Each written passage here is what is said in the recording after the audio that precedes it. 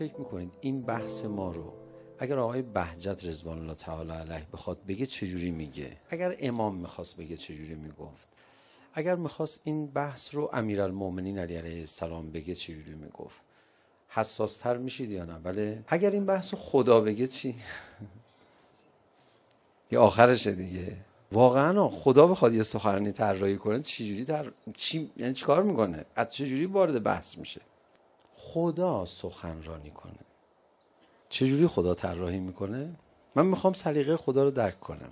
مثلا شما ناظم مدرسه اید، پسرتون امروز سال اومده سر این کلاسه، معلمه انشا رفته انشا داده، مثلا پدر و مادر خود را چگونه میبینید؟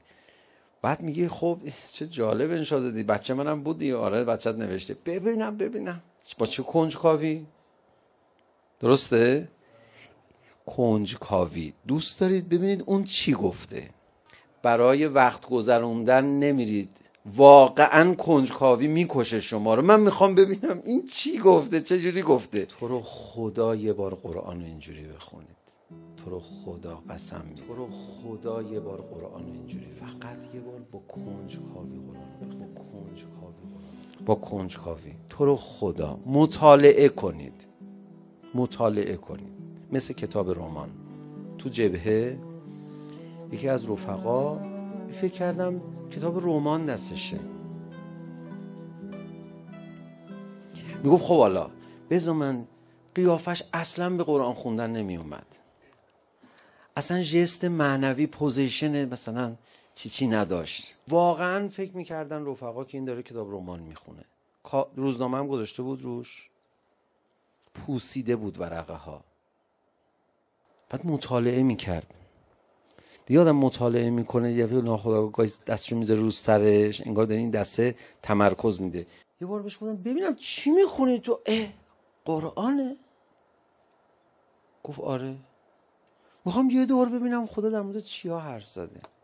خیلی برام جالبه. سنسور گذاشته بودن، حالا یا چیز دیگری که اسمش باشه، روی مردمک چشم و بعد صدها نفر رو امتحان کرده بودن.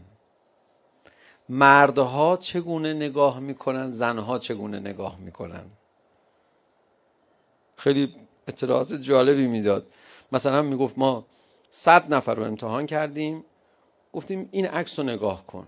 خانوم 100 نفر آقا انتخاب کردیم، گفتیم شما این عکس رو نگاه کن.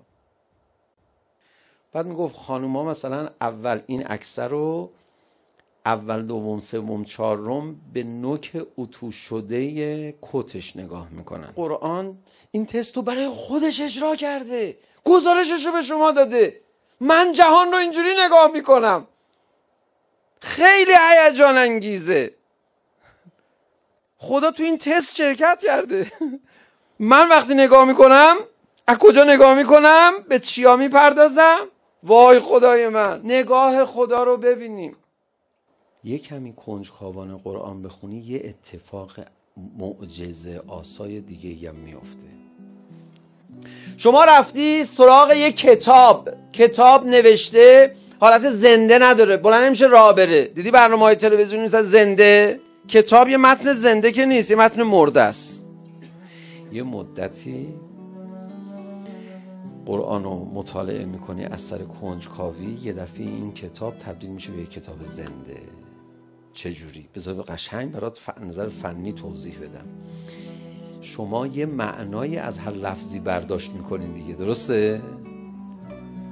خدا میاد بین اون معنا و ذهن تو شروع میکنه اون معانی رو برات سازماندهی کردن.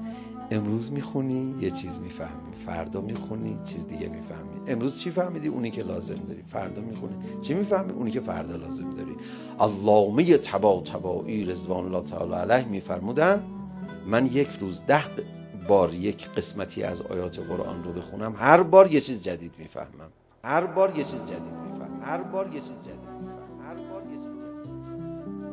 بعد خدا شروع میکنه باهات حرف زدن. مهم نیست تو کدوم قسمت از آیات قرآن رو میخونی، اون حرفش رو به تو میزنه. بعد مستقیم شروع میکنی با خدا شروع میکنه با تو حرف زدن و اینو حس میکنی. یه معجزه است. کی میگه خدا ساکت حرف نمیزنه؟